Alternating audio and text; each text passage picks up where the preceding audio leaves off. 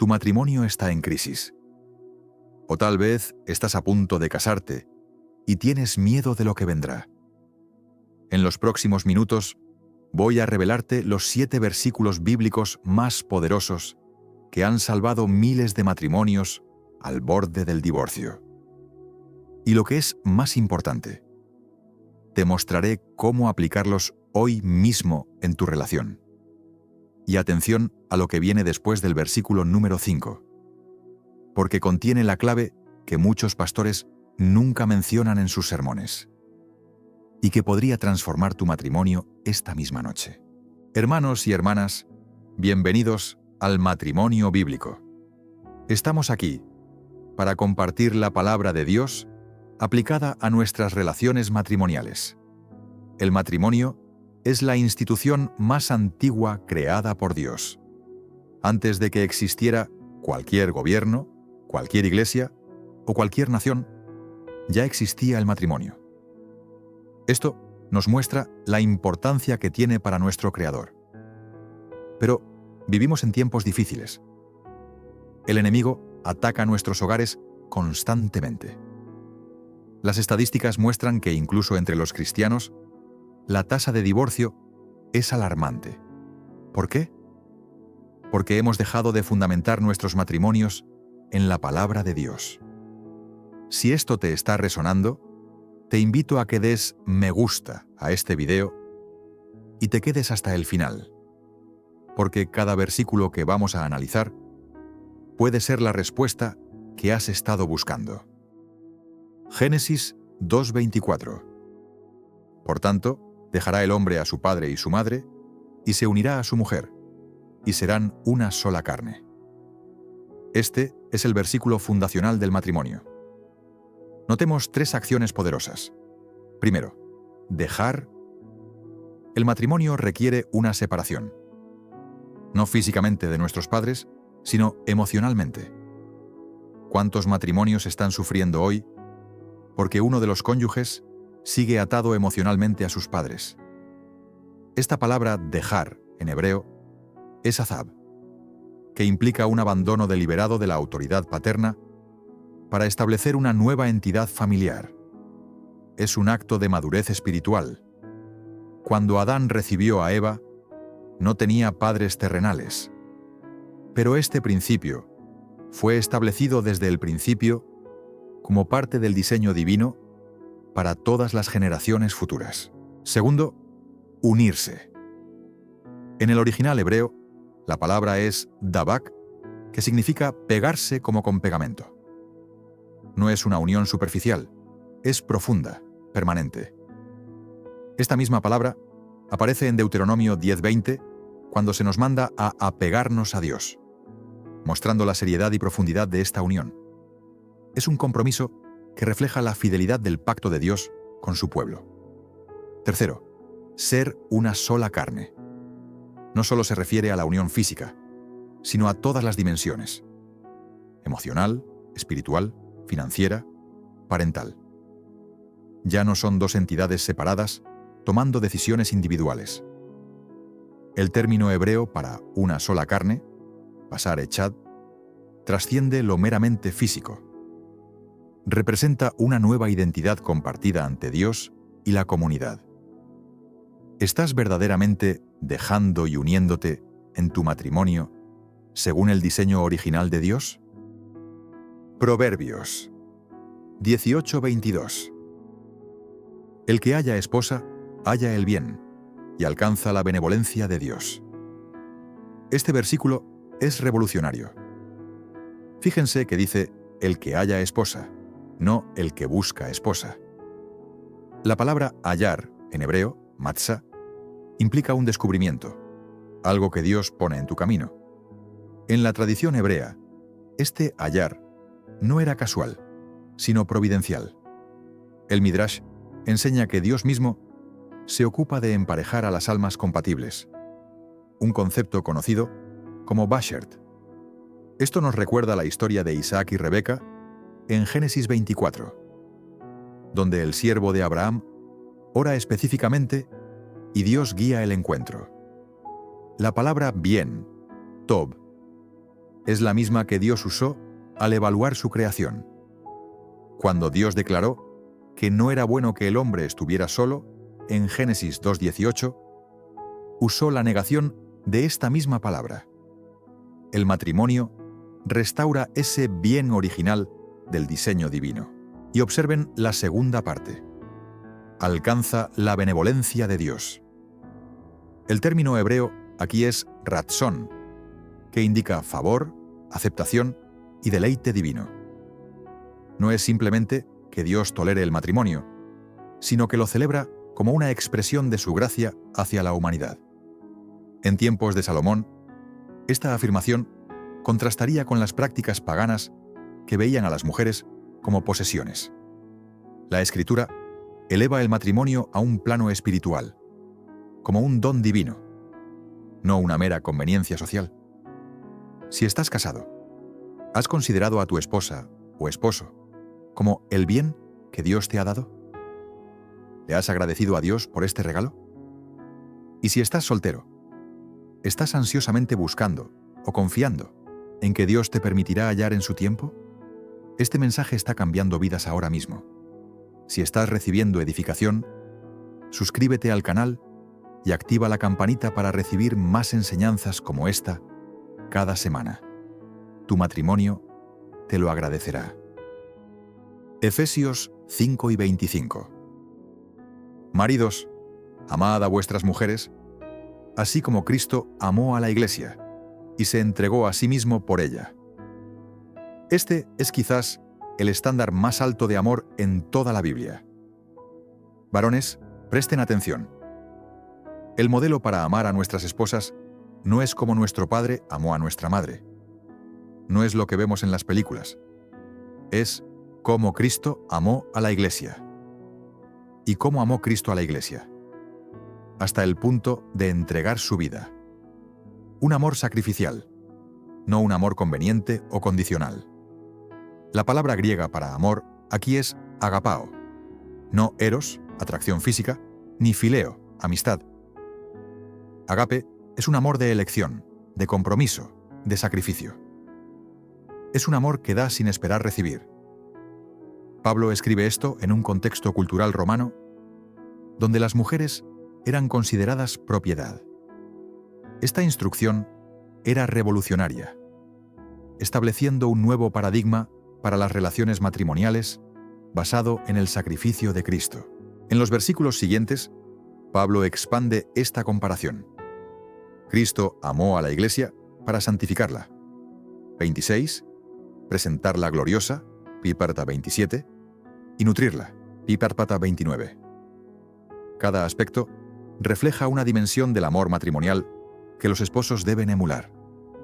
Hermano, cuando llegas cansado del trabajo y tu esposa necesita que la escuches, ese es tu momento de amar como Cristo.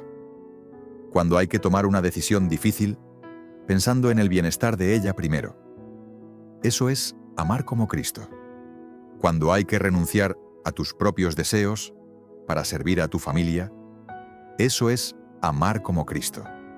Este amor transformador no surge de nuestras fuerzas humanas, sino de estar llenos del Espíritu Santo. Como Pablo menciona en Efesios 5:18, el contexto que precede estas instrucciones matrimoniales. ¿Estás amando con tus fuerzas humanas o con el modelo divino de Cristo? Efesios 5:33. Por lo demás, cada uno de vosotros ame también a su mujer como a sí mismo, y la mujer respete a su marido. Hermanas, entiendan esto. Para un hombre, el respeto es tan importante como el amor. Cuando una esposa menosprecia las decisiones de su marido, cuando lo corrige en público, cuando compara sus logros con los de otros hombres, está hiriendo profundamente su masculinidad. La palabra griega para respeto aquí es phobeo, que implica reverencia y una alta consideración. No es temor negativo, sino un reconocimiento del rol dado por Dios. En la cultura mediterránea del primer siglo, el concepto de honor era fundamental. y Pablo lo incorpora en la dinámica matrimonial cristiana. Y varones, su esposa necesita sentirse amada, valorada, protegida. No basta con proveer económicamente. Ella necesita afirmación verbal, tiempo de calidad, muestras tangibles de amor. Es revelador que Pablo repita el mandamiento del amor para el esposo, conectándolo con el mandamiento de amarse a uno mismo. El texto griego sugiere que esto no es opcional. El esposo debe amar a su esposa como ya naturalmente se ama a sí mismo. Esta es una aplicación directa del segundo gran mandamiento. Mateo 22:39. Este versículo establece un ciclo divino. Cuando el esposo ama sacrificialmente, facilita el respeto de su esposa. Cuando la esposa muestra respeto, facilita el amor sacrificial de su esposo. Es el antídoto divino contra el ciclo negativo que comenzó en Génesis 3:16 con la maldición. Pregúntate, ¿estoy satisfaciendo la necesidad fundamental de mi cónyuge? Si eres esposo, ¿la estás amando como Cristo amó? Si eres esposa, ¿lo estás respetando incluso cuando no estás de acuerdo con él? Proverbios 5:19. Como cierva amada y graciosa gacela, sus caricias te satisfagan en todo tiempo, y en su amor recréate siempre. Ahora llegamos a un tema que muchas iglesias evitan: la intimidad matrimonial. La Biblia no es puritana, como algunos piensan. Dios creó la sexualidad y dentro del matrimonio debe ser celebrada, no tolerada. Este versículo usa lenguaje poético, romántico. Habla de satisfacción y recrearse. El matrimonio debe ser el lugar de máxima expresión del amor físico. La metáfora de la cierva y la gacela no es casual. En la literatura del Antiguo Oriente, estos animales simbolizaban la gracia, belleza y libertad. El rey Salomón utiliza un lenguaje poético que celebra tanto la belleza física como el gozo de la intimidad matrimonial. El término hebreo para satisfagan, rabá, implica saciedad, plenitud, y recreate, shagá, sugiere un deleite tan intenso que uno queda absorto, cautivado. Lejos de ser una mera concesión, la intimidad sexual es presentada como un fes. Este versículo forma parte de una sección mayor, Proverbios 5:15-23, donde Salomón contrasta la bendición de la fidelidad matrimonial con las devastadoras consecuencias de la infidelidad. La metáfora del agua, versículo 15, simboliza la exclusividad y el deleite que debe caracterizar la unión conyugal. Y aquí está la revelación que prometí. La intimidad física en el matrimonio no es opcional, es un mandato divino. Primera de Corintios 7, 3-5, habla de no defraudarse el uno al otro, excepto por acuerdo mutuo y temporal para dedicarse a la oración. Cuando abandonamos esta dimensión del matrimonio, abrimos puertas a la tentación. Este tipo de enseñanzas prácticas y sin tabúes es lo que encontrarás cada semana en este canal. Si valoras este enfoque bíblico franco sobre el matrimonio, dale like ahora mismo y suscríbete para no perderte ningún video. Eclesiastés 4:12. Y si alguno prevaleciere contra uno, dos le resistirán, y cordón de 3 dobleces no se rompe pronto. Este versículo contiene una profunda sabiduría matemática divina. Un cordón de un solo hilo se rompe fácilmente. 2 hilos entrelazados son más fuertes, pero aún pueden romperse. Pero un cordón de 3 hilos es prácticamente irrompible. ¿Cuáles son esos 3 hilos en el matrimonio? El esposo, la esposa y Dios en el centro. Un matrimonio sin Dios es como un cordón de 2 hilos. Más fuerte que estar solo, pero vulnerable. Es fascinante que esta metáfora aparezca en Eclesiastés, un libro que explora la vanidad de la vida sin Dios. El autor, probablemente Salomón, concluye que aun las mejores relaciones humanas son insuficientes sin la dimensión divina.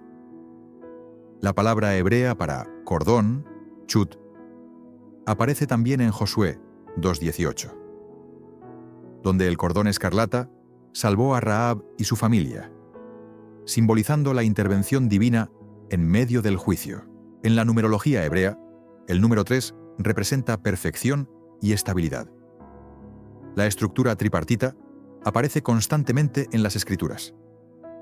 El tabernáculo tenía 3 secciones. La bendición aarónica tiene 3 partes.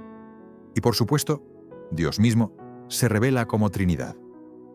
El texto también dice que este cordón no se rompe pronto, utilizando el verbo hebreo natak, que implica una separación violenta. El matrimonio cristiano, fundamentado en Dios, resistirá los embates más severos de la vida. Permítanme preguntarles, ¿es su matrimonio un cordón de 2 hilos o de 3? ¿Oran juntos regularmente? ¿Estudian la palabra juntos? ¿Van a la iglesia juntos? ¿Sirven juntos en algún ministerio? Un matrimonio con Cristo en el centro puede soportar cualquier tormenta. No es coincidencia que las tasas de divorcio sean significativamente menores entre parejas que practican activamente su fe juntos. Hebreos 13:4. Honroso sea en todos el matrimonio, y el lecho sin mancilla. Pero a los fornicarios y a los adúlteros juzgará Dios. Este versículo nos presenta 2 caras, una promesa y una advertencia. La promesa, el matrimonio, es honroso. En una cultura que cada vez menosprecia más la institución matrimonial, Dios declara que es digna de honor, de respeto, de valor. No es una reliquia anticuada. Es un diseño divino vigente. La palabra griega para honroso es timios, que significa precioso, de gran valor, digno de honor. El mismo término se usa en 1 Pedro 1:19 para describir la sangre de Cristo como preciosa. Esto eleva el matrimonio a un plano sagrado, contrario a las corrientes ascéticas que despreciaban la unión matrimonial en el mundo grecorromano. El autor de Hebreos enfrenta 2 extremos peligrosos: el libertinaje sexual prevalente en la cultura romana y las tendencias ascéticas influenciadas por el gnosticismo incipiente que despreciaba lo físico. Al declarar el matrimonio honroso en todos, afirma su universalidad como institución divina. La frase lecho sin mancilla utiliza la palabra griega koite, de donde deriva coito, y amiantos, incontaminado, puro. La intimidad sexual dentro del matrimonio es pura y santa, completamente aprobada por Dios. Pero también hay una advertencia clara. Dios juzgará la inmoralidad sexual. El adulterio no es solo un error, es una grave ofensa contra Dios mismo, contra tu cónyuge, contra tus hijos, contra tu propia alma. Los términos fornicarios, pornos y adúlteros, moichos, distinguen entre la inmoralidad sexual de solteros y casados respectivamente. Ambos violan el diseño divino. El verbo juzgará, krinei, está en tiempo futuro, indicando la certeza del juicio divino, posiblemente refiriéndose tanto a consecuencias terrenales como al juicio final. Si estás contemplando la infidelidad, si estás jugando con fuego en ese inocente coqueteo, si estás consumiendo pornografía, detente ahora. El precio a pagar es demasiado alto. Dios ofrece perdón a los arrepentidos, pero las consecuencias naturales permanecen. Estos 7 versículos encierran la sabiduría divina para un matrimonio pleno. Dejar, unirse y ser una sola carne. Génesis 2:24. Reconocer al cónyuge como un regalo divino. Proverbios 18:22. Amar sacrificialmente como Cristo, Efesios 5, 25. Satisfacer las necesidades fundamentales, amor y respeto, Efesios 5, 33. Mantener viva la pasión y la intimidad, Proverbios 5, 19. Poner a Dios en el centro como tercer cordón, Eclesiastés 4, 12. Honrar el matrimonio y mantenerlo puro, Hebreos 13, 4. Amados hermanos y hermanas, el matrimonio, según el diseño de Dios, no es una cárcel de obligaciones como el mundo lo pinta. Es el lugar de máxima realización, protección y bendición. Si este mensaje ha bendecido tu vida, compártelo con alguien que lo necesite. Suscríbete ahora mismo y activa la campanita para no perderte ninguna enseñanza. Déjame un comentario contando qué versículo te impactó más o qué tema te gustaría que tratáramos en el próximo video. Recuerda, un matrimonio edificado sobre la palabra de Dios puede resistir cualquier tormenta. Que Dios bendiga tu matrimonio. Nos vemos en el próximo video.